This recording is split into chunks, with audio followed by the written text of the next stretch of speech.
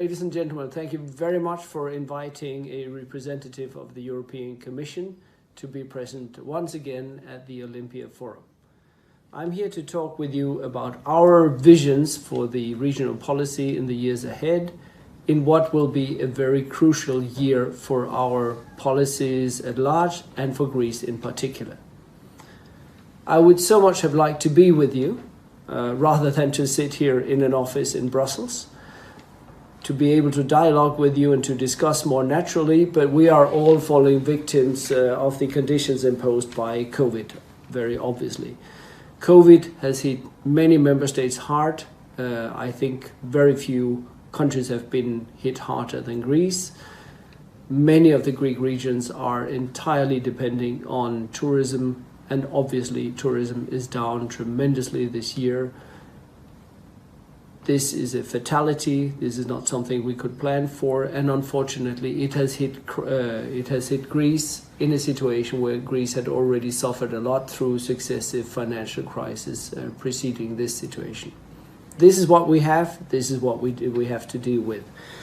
Fortunately, Greece reacted very swiftly to support the economy, providing very rapidly grants and financial support to those industries that were in need and to those citizens that were particularly challenged. And we were extremely happy on the side of the EU to be awarded the flexibility by our leaders to be able to help Greece in that effort. So no less than 1 billion euro have been supporting the Greek support schemes for COVID relief. This is an exceptional example of reactivity and speed also in the Brussels bureaucracy. So I think we can say altogether we have done as well as we possibly could. There is still more to be done, and that is why our leaders has given us recently a new instrument, React EU, which will allow to inject more funding into the cohesion policy in the next 2 years. We will try to shift this funding toward, as far as possible, towards what is green and digital, because these are the two new buzzwords around. This is our future, while at the same time being realistic and allocating the funding to where we think it can actually be spent in such a short time frame.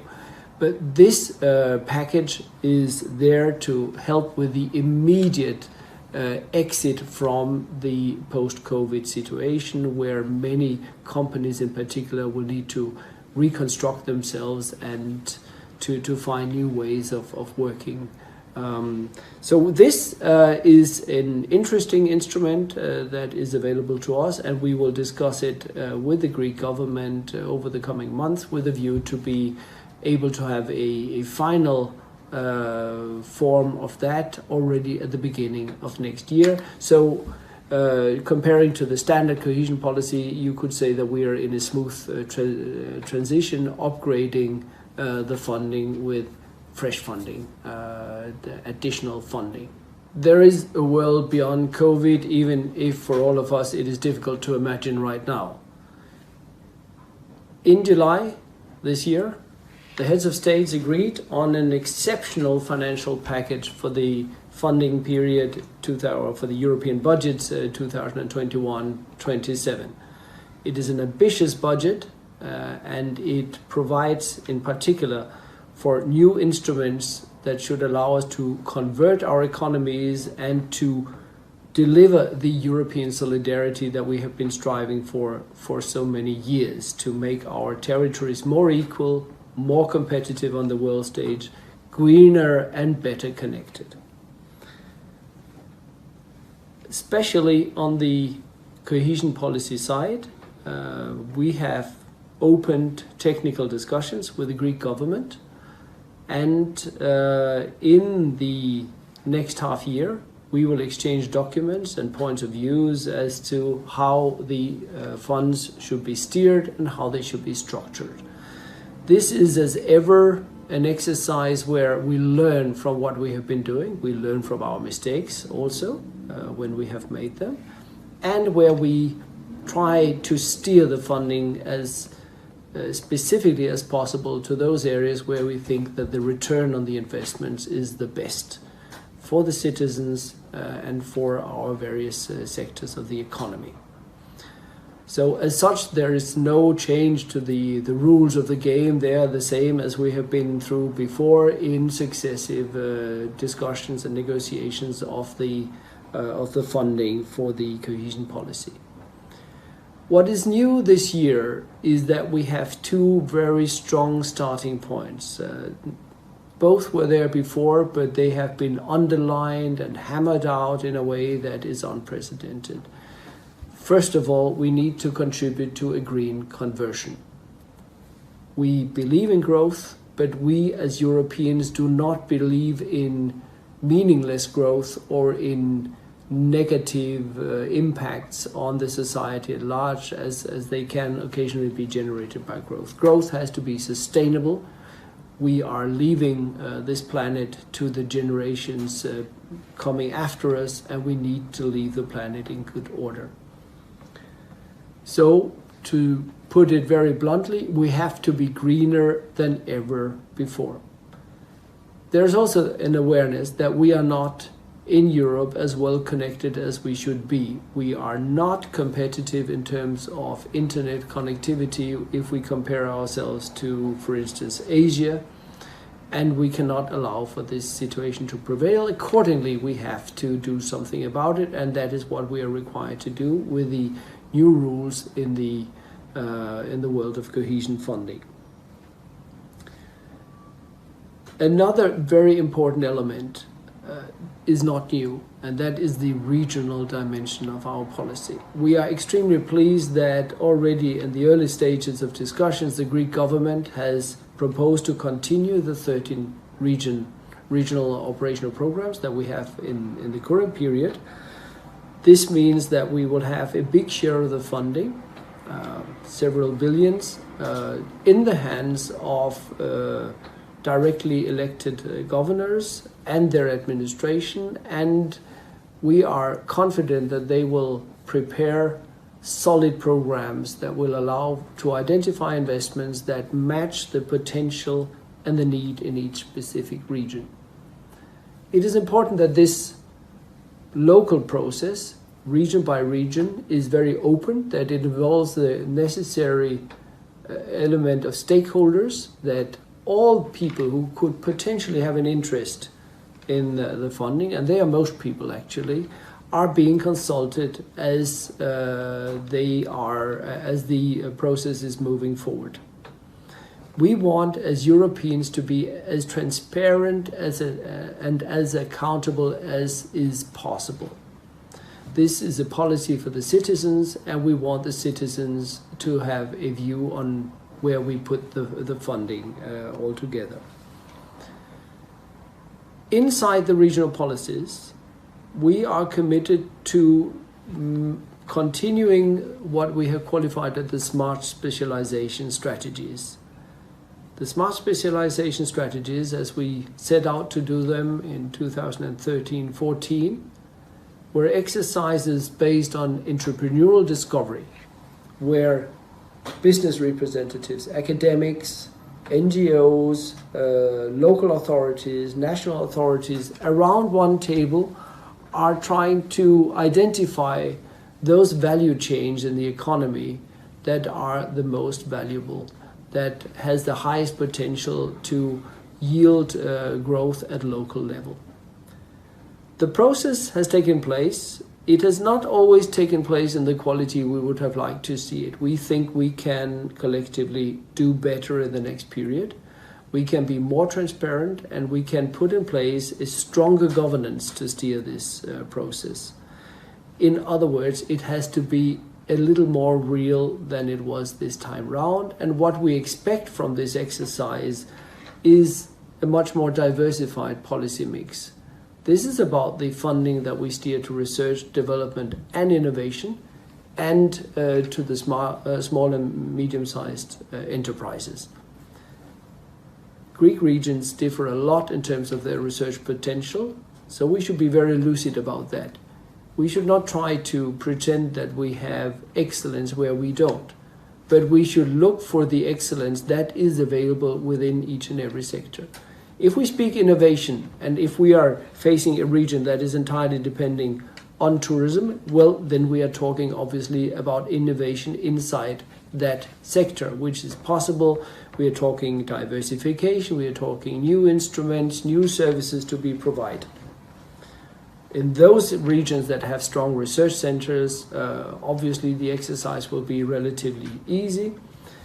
What matters to us that we do not get 13 identical proposals from the regions, but that each of these proposals are truly specific and are the result of a large consultation and of a long-term involvement of the stakeholders.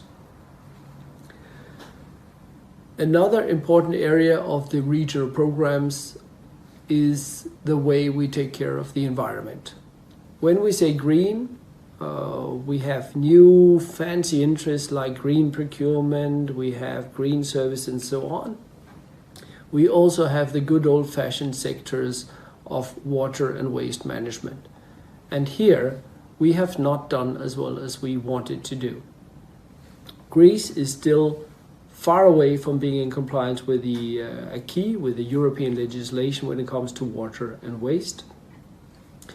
And we will need to embark upon a process where we find a way to make our beneficiaries stronger, more professional, better able to handle the very important sums of funding that we put in their hands. One of the things we have learned from many years of experience is that some of our water companies are too small. A couple of people cannot be expected to handle investments that run into many millions. And as a result, we have seen that sometimes, not every time fortunately, but sometimes our investments are simply not functional. Pipes are not well connected. The water is not clean to the standards that we had agreed or that is provided by the law. The financial sustainability is not there because the tariffs collected cannot even come up with the necessary funding to cover maintenance and new fresh investments for the systems. We are keen to open a dialogue with the Greek authorities on a reshaping of the water sector. We think companies need to merge and we need to have bigger and more professional companies, and we stand ready to support that exercise. And it is our hope that the regional authorities will take the lead on this because they are in charge of the right level of territories, the river basins, that are the right level for planning. They are also well aware of the affinities between various municipalities and so on. This is never an easy exercise, but it is an exercise that has taken place, including with the involvement of the European Commission, also in other member states, and we are keen to go there with you. We believe that unless we can make the water companies stronger, we will continue to have difficulties providing the necessary investment in the quality we want. Waste is another area where we need decisive action. This is an area where Greece has been struggling for years to get into compliance with European legislation, and we have been stuck in a kind of trivial pursuit where the targets keep increasing and where we are always late with the investments that were needed. Many efforts have been put into this and many good intentions are around. What we need to be sure of is that we now design a generation of future-proof investment projects. Projects where the recycling level is respected at regional level with a view to pull a fair share at the national level where the legislation applies. Projects that are gradually moving out of landfilling and incineration and into a much more modern, responsible, circular way of managing waste. For this, we need new and stronger competences at the level of the regional authorities. We need the help from the state, of course, to provide those competences and to oversee the quality. We are hopeful that some of the instruments we have at our disposals, like JASPERS, which is a setup between the European Commission and the European Investment Bank to help member states designing good projects, that such instruments could be put to good use to help regions design better projects. This is an investment area that will continue to swallow a lot of funding. We are late, but we will just need to find ways to catch up. One of the new policies in the current funding period is our urban policy. We have gone into cities and towns with the belief that through a holistic approach, through integrated planning, we can make better investments. And we can gradually change our cityscapes and our towns to become more viable and better places to live for our citizens. The experience in Greece in this respect has been mixed, to stay diplomatic. We have spent very little funding in this area because we launched our actions very late and because actions were slower underway than they should have been. The trivial story. However, the biggest challenge to this is that I'm not entirely sure that all our investments were really integrated. They seem in some cases to be bits and pieces that are all priorities in themselves, but it's difficult to see how they add up to a true plan coming from the urban authorities.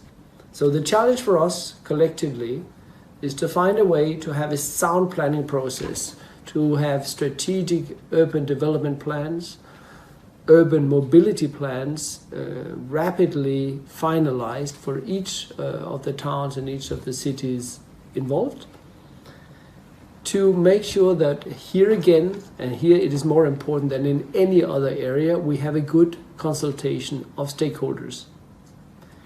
We really call on urban authorities to take this seriously and to embrace the opportunity to make these urban investments enthusiastically, because we will make more funding available than we have done ever before.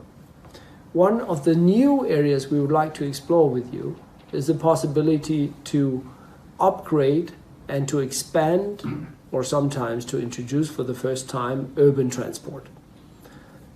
In the past, we have spent tremendous efforts investing in public transport in Thessaloniki and in Athens, and with good results. You have seen them. You have seen the metro in Athens. You have seen some of the tramway investments and some of the buses that are up and running. Now the time has come to introduce a second wave of such investments, but at the scale of other towns and cities across Greece. We will try to keep the number of urban areas, we call them integrated urban investments, or ITIs, integrated territorial investment, to keep the number of those relatively low, with the possibility to go deep, to have a sizable budget and to be able to make a real paradigm change in those cities. Modern cities need to move away from car traffic. We all love cars, but we have also seen what cars are doing to our cities. We have ended up with cities that are there for the cars and not cars that are there for the citizens of the city. We need intelligent and determined parking policies. We need soft corridors for transport. We have a series of new instruments available. We have the good old bike. We have the possibility to walk. And we also have some fancy new instruments coming, like electrical bikes or e-scooters, you name it, you've seen them. They pose specific challenges and definitely need to be managed. All of a sudden we have higher speeds in those soft corridors, or we have scooters all over the place. We need to learn from other cities and other areas, but this is definitely an area that is moving very fast. It is part of the greening of our towns and cities. It is a huge opportunity for Greece. A final area to which I'd like to point for the next funding period at regional level is tourism. tourism was more or less not present in the current period. We had, for whatever reason, considered that tourism was not an aim in itself and that we did not need to have a real attitude to tourism the way we have it to transport, to the environment sector. Fortunately, tourism is back on the agenda, and very forcefully, and of course it comes at just the right time where the tourism sector in Greece is hit by the COVID crisis. We think that we should see the COVID crisis as an opportunity to reinvent Greek tourism. Greece has a lot of potential, has a lot of know-how in tourism. It is a sector that is running well, very successfully, contributing very convincingly to the national GDP.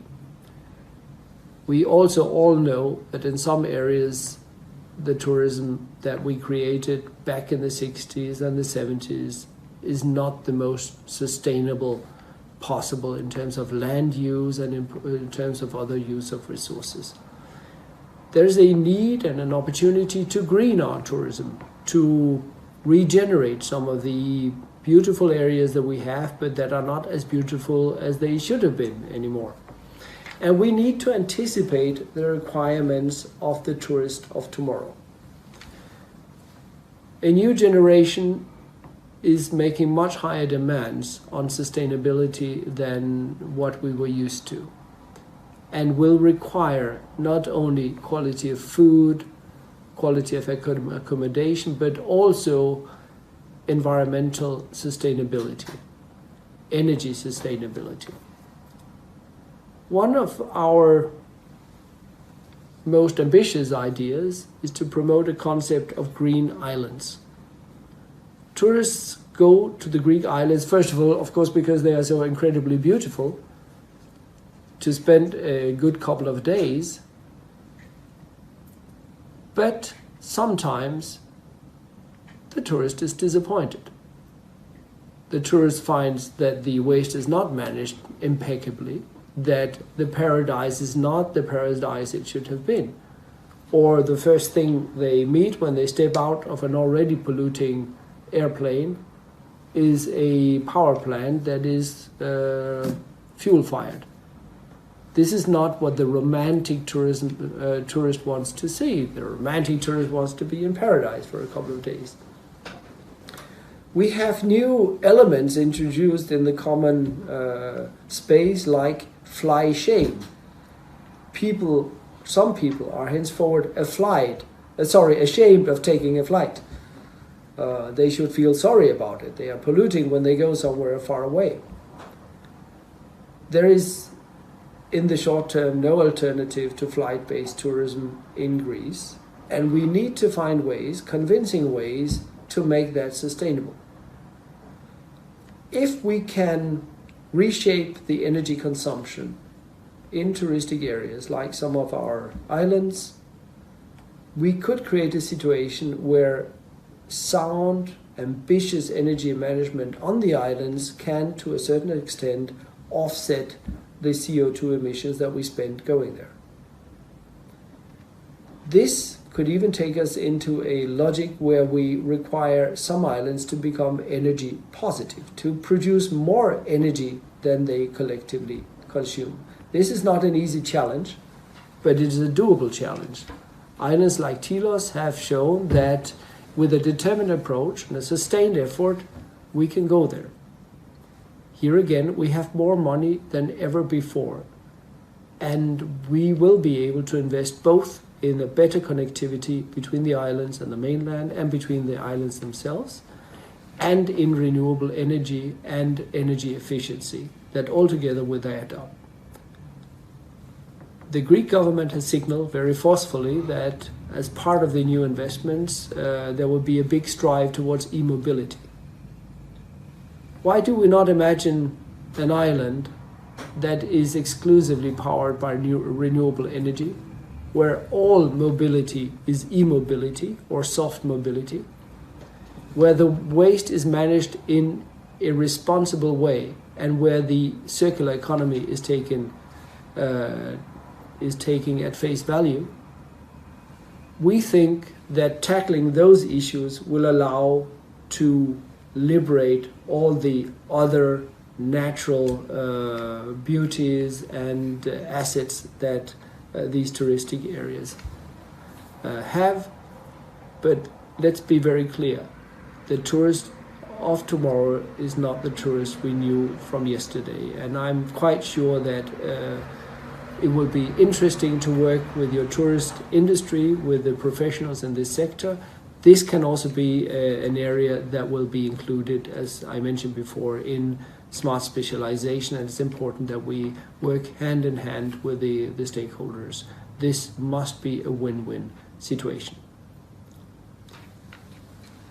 Allow me to zoom out a little bit from the cohesion policy, which is of course our core business and the sector we will take care of. As part of the new investments, there will be a big strive towards e-mobility. Why do we not imagine an island that is exclusively powered by renewable energy, where all mobility is e-mobility or soft mobility, where the waste is managed in a responsible way, and where the circular economy is taking at face value?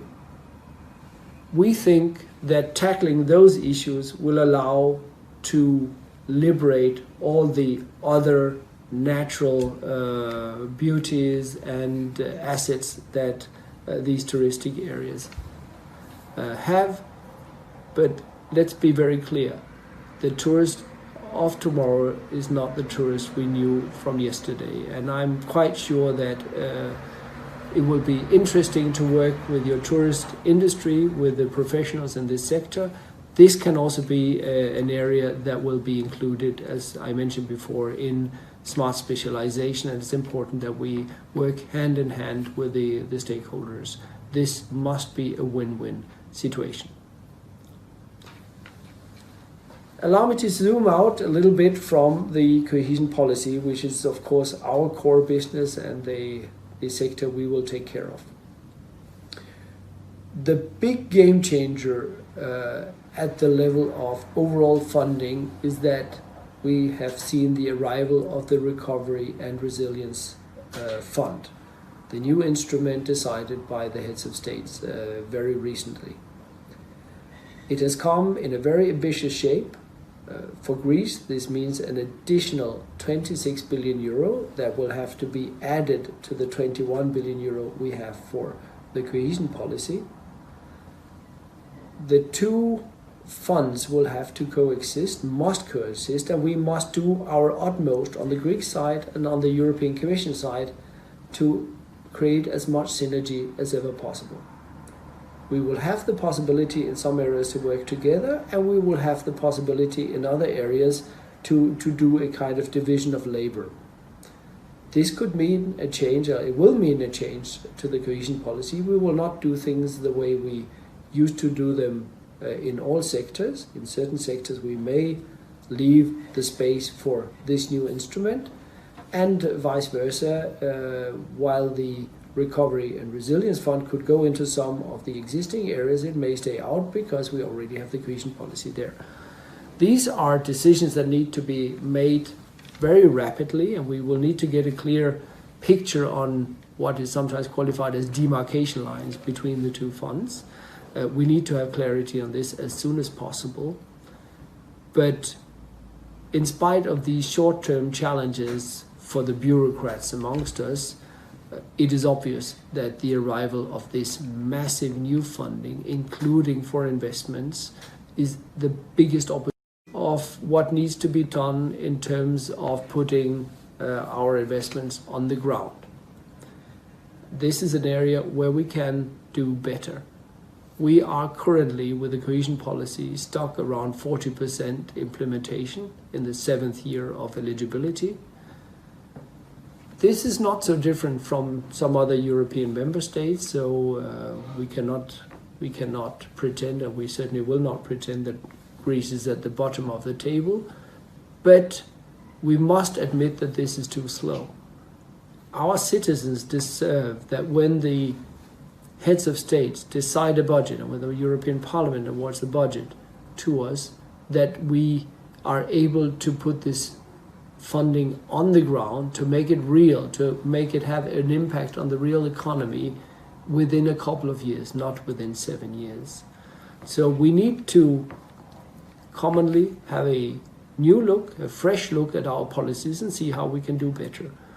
Can we restructure the way we do procurement? Which beneficiaries do we need to strengthen?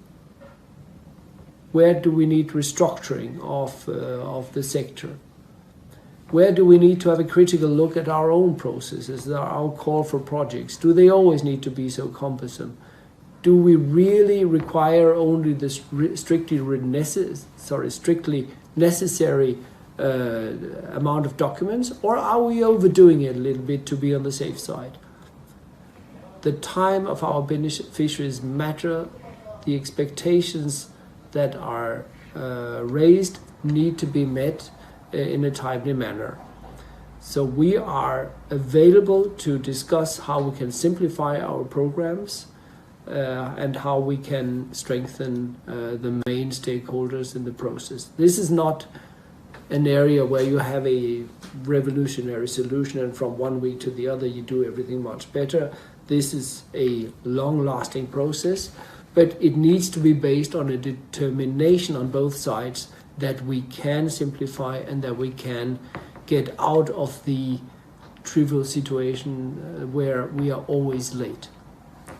We are late right now with many things that we would have liked to be ready for next year. This doesn't mean that we will not make them within the period, and we need to keep in mind, while taking care of the funding period 21-27, that this time around we should also carefully prepare for a funding period starting in 28. So all things coming together, let me mention the Just Transition Fund, big game changer, which is available in Greece to Western Macedonia, to Megalopolis in particular, but otherwise to Western Macedonia, but also to the islands. We think that on the islands, this will help us move the concept I mentioned before of green islands in Western Macedonia, based on a just transition plan that is being elaborated by the Greek authorities right now. It will allow to help the transition process. Greece has been very bold in deciding to get totally out of lignite mining and lignite fueling. We need to help Greece with this as far as we can. We need to help retraining those that are hit directly by losing their jobs over the next years. And we need collectively to find ways to diversify those territories, to reconvert the territories and to diversify the economy. This is part of an effort that will take place across Europe in mining regions and in very fossil fuel dependent regions. There's a clear job to do. It's not going to be easy, but it's going to be absolutely exciting. And here again, we count on the strong involvement also of the local stakeholders. It matters that when we say that we want to reshape a territory, that the people on that territory are able to make us know what kind of territory they would like to live in 5 years down the line. But as I was saying, with the cohesion policy, that is the business we know, that is in more or less continuity with a stronger accent on green and digital. With the Recovery and Resilience Fund coming in with a massive, unprecedented amount of funding, with the Just Transition Fund combined with React EU that will immediately give us more funding until the end of this funding period, we have the confluence of good wills and good initiatives that gives us a better and more promising perspective than ever. It is your job and it is my job to find ways how to make this efficiently implemented, how to avoid that we lose focus and that we spread the money where it shouldn't go, but that we target those areas that are really promising and that will allow Greece to prosper. I look forward to very interesting discussions and negotiations with Greece It matters that we are able to finish these negotiations by summer next year, so that we can, once we have the regulations adopted, so that we can be ready for implementation. Thank you very much.